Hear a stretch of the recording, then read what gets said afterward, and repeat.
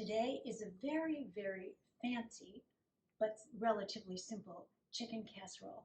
I call this my Ladies' Day luncheon special. It's a company dish that I serve. I say company dish because it takes a little extra effort. But the flavors are so wonderful. It's worth taking that little time for it. So it's actually chicken with wild rice and mushrooms, and it's just elegant. It's a very elegant and lovely flavor. So we are starting out, let me show you what the ingredients are, what we need to have for this. We start out with long grain and wild rice. So this is my only cheater thing is using a package for this. So I make this just according to package directions. The recipe calls for you to boil a chicken, which I actually did. And I always use, when I'm finished, then I take the meat off of here, and we'll be making a bone broth soup with the chicken bones and the rest of the chicken, so nothing goes to waste. So this is the chicken, and then we're going to have 6 ounces of mushrooms. We're going to have pimento, those little pimentos. We're having parsley and salt. And then we're going to go to the stove and we're going to make a roux.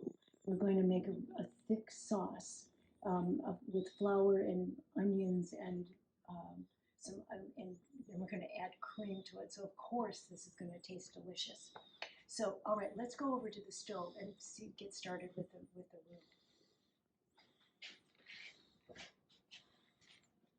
roux. So I have a big pan over here.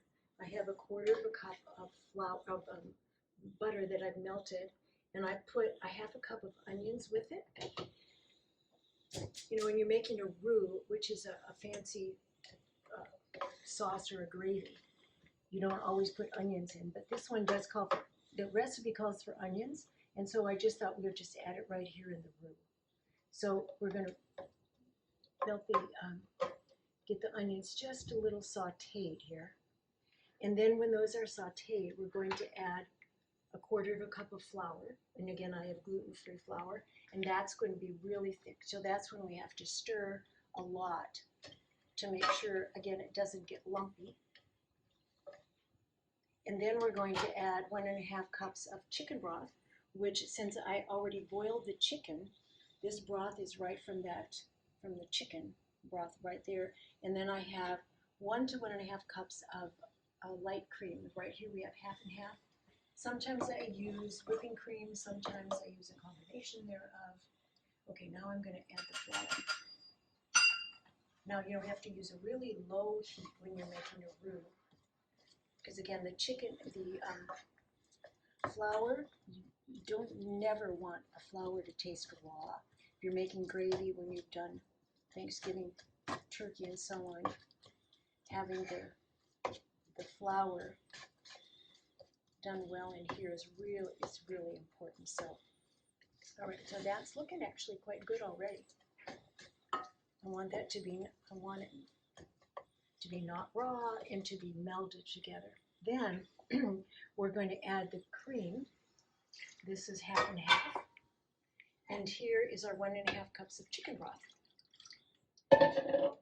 And so we're going to bring that all to a boil. And because of that quarter cup of flour, that's what's going to be our thickener. You know, if you were making a starch or a gravy, you could use cornstarch or you could use tapioca. But when you're making a good old French roux, you're going to use flour. Flour and real butter. No vegetable oil, no olive oil. This one is just plain good butter. Makes a really good roux. So this is going to take its little time to thicken a little bit. I want it to thicken here. And then we're going to put everything together in a big 1.5 to 2 quart casserole. And when we put everything together, we're going to add lots of chicken. You know, the recipe calls for a 4-pound chicken. That's a pretty big chicken. And so most of the meat off of that is going to go right into here. And the wild rice is going to go right into here. And the mushrooms are all going to be added in here. And then we add a lot of pimento. You can get a small can, or sometimes I splurge and do even more because it makes everything pop, that red color and then the green parsley. You can also sprinkle almonds on top of it. So it's actually, it looks lovely and its taste, it's really quite divine.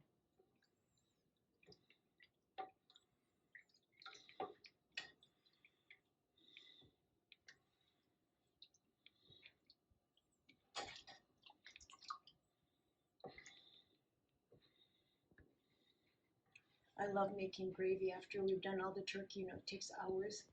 I love just doing, it's almost a similar process. Nice and slow and just watch it thicken up.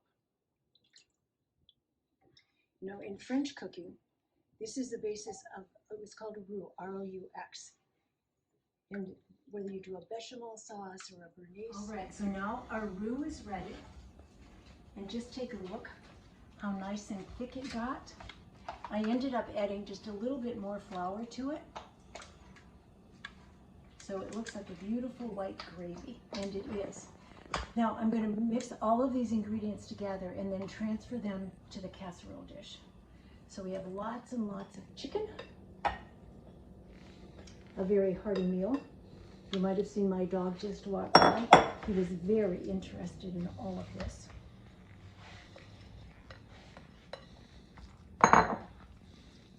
So this would be good just by itself. This is the chicken and the rice.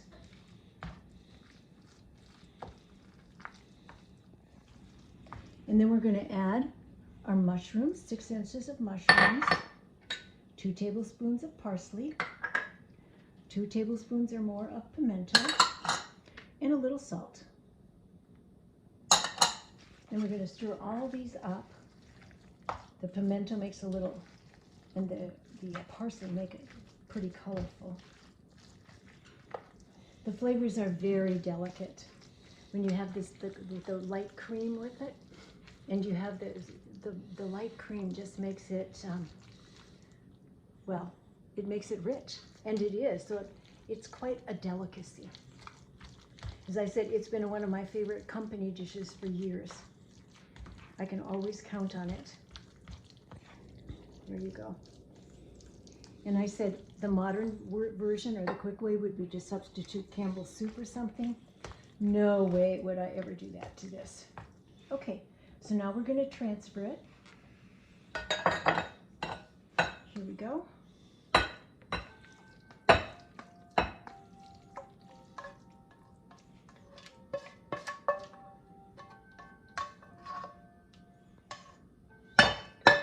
Stir it up a little more.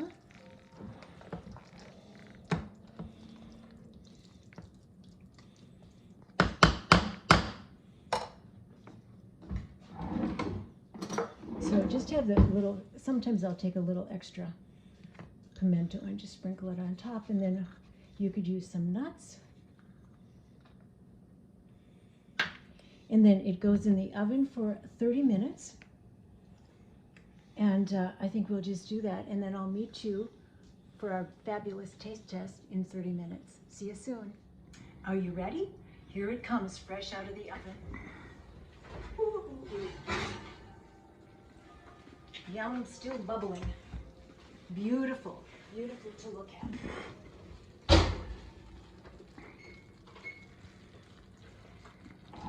You can still hear it sizzling.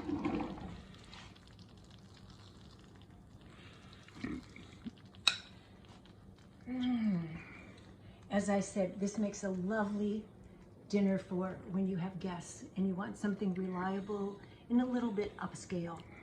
So a good salad and a really good bread with this, and choose your dessert.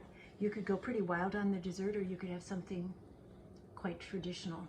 But this is something you won't find in a restaurant. You won't find it any place except a kitchen where somebody's made it from scratch. Scratch cooking.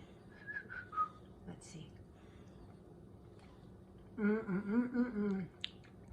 Oh yeah, just right.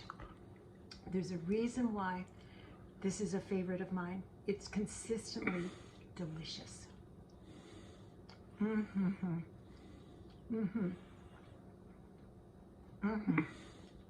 It looks beautiful. It tastes great. Can't go wrong with that. And it's not expensive. So thanks so much for watching. I hope you try it one of these days. Bye.